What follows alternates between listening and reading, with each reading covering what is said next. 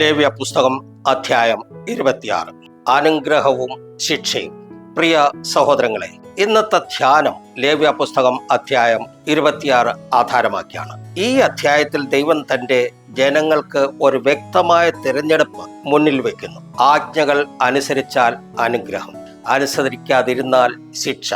ദൈവം പറയുന്നു, നിങ്ങൾ എന്റെ കൽപ്പനകൾ പാലിച്ചാൽ ഭൂമി സമൃദ്ധിയായി വിളവ് നൽകും, സമയത്ത് മഴ ലഭിക്കും, സമാധാനവും സുരക്ഷയും ഉണ്ടാകും. ഞാൻ നിങ്ങളുടെ ദൈവമായിരിക്കും, നിങ്ങൾ എൻ്റെ ജനമായിരിക്കും. പക്ഷേ നിങ്ങൾ അനുസരിക്കാതിരുന്നാൽ കഷ്ടതകളും രോഗങ്ങളും ക്ഷാമവും ഭയവും ശത്രുക്കളുടെ ആക്രമണവും ദേശനിരാസനവും ഇവ സംഭവിക്കും. ഇത് ദൈവത്തിന്റെ നീതിയെ കാണിക്കുന്നു. അവൻ സ്നേഹമുള്ളവനാണ്, പക്ഷേ നീതിമാനുമാണ്. എന്നാൽ ഈ അധ്യായത്തിൽ ഒരു പ്രത്യാശയുടെ സന്ദേശവുമുണ്ട്.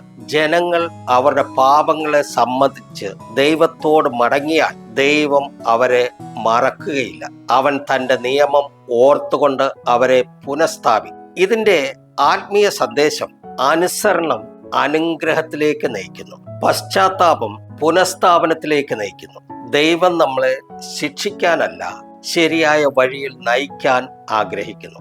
ഇന്ന് നമ്മൾ ദൈവത്തിന്റെ വചനത്തെ അനുസരിക്കുമ്പോൾ അവന്റെ സമാധാനവും അനുഗ്രഹവും നമുക്ക് അനുഭവിക്കാം. പ്രിയരെ, നമ്മൾ നമ്മുടെ ജീവിതം പരിശോധിക്കണം, ദൈവത്തിന്റെ വഴിയിൽ നടക്കാൻ തീരുമാനിക്കുക.